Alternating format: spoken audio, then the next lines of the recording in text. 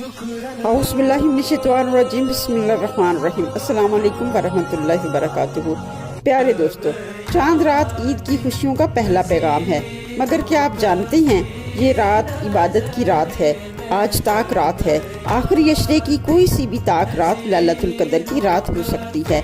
ये रात सिर्फ खरीदारी और मुसर्रत का नाम नहीं बल्कि शुक्र, इस्तग़फ़ार और दुआओं की कबूलियत का सुनहरी मौका भी है।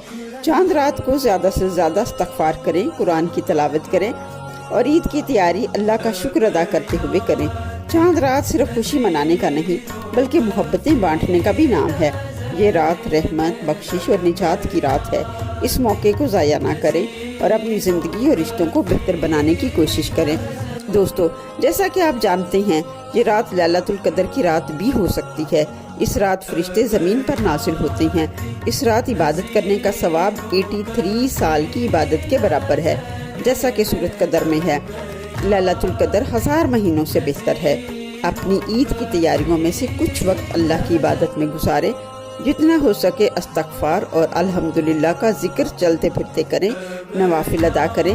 अगर वसाइल हों तो ज़रूरतमंदों और गरीबों की माली मदद भी करें।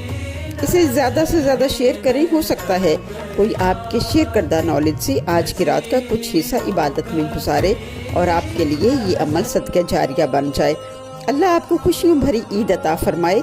जो उदास हैं उनकी उदासी दूर करे, जो गमगीन हैं और जो अपनों से दूर हैं अल्लाह इज़्ज़तजल उनके गम, उदासियाँ और जुदाइयाँ खुशियों में और वसल में बदले।